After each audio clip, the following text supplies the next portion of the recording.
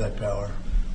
Next, sir, this is a national security presidential memorandum that seeks to impose maximum pressure on the government of the Islamic Republic of Iran. Many of these provisions are similar to actions that your administration took during your first administration. The basic idea here is to have every department and agency, or many departments and agencies in your government attempt to sanction and control Iranian activities, particularly relating to the Iranian nuclear program and the Iranian export of terrorism through support of various proxy groups abroad. And the intent here is to give you all of the possible tools to, I'd say, engage with the Iranian government to ensure that going forward they're less of a malign actor on the world stage. So this is one that I'm torn about. Everybody wants me to sign it. I'll do that. It's very tough on Iran. It's what we had before. We would have never had the problem. You would have never had October 7th. We would have never had the problem had the election gone a different way, which it should have. But this one, I think, more than made up for it. I think we're doing things, and it shows it more than made up for it, much more historic. The Iran situation, hopefully, I'm going to sign it, but hopefully we're not going to have to use it very much. We will see whether or not we can arrange or work out a deal with Iran, and everybody can live together, and maybe that's possible, and maybe it's not possible. So I'm signing this, and I'm unhappy to do it, but I really have not so much choice because we have to be strong and firm, and I hope that it's not going to have to be used in any great measure at all.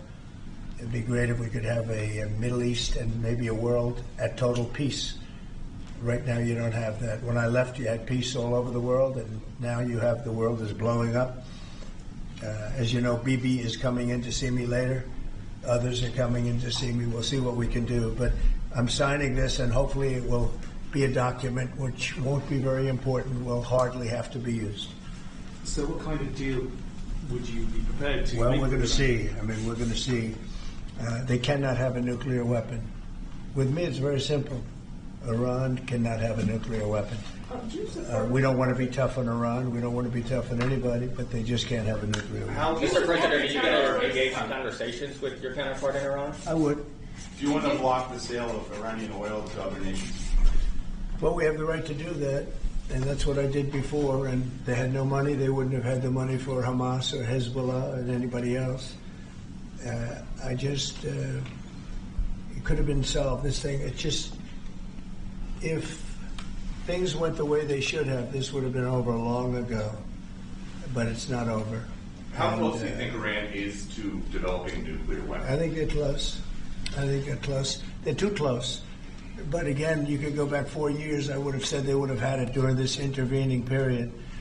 But they're pretty close, Peter. And why say that you're unhappy to sign it if it's Iran and their proxies who will threaten to retaliate against you and your team by killing you guys for taking out Soleimani?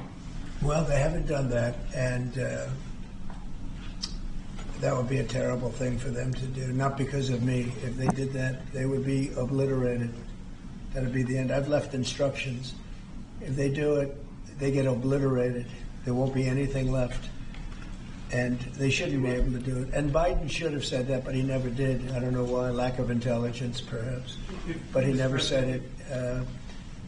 If that happens to a leader, or close to a leader, frankly, if you had other people involved also, you would call for total obliteration of a state that did it. That would include Iran. So I'm signing this, and it's a very powerful document, but hopefully we're not going to have to use it. Mr. President, if the Prime Minister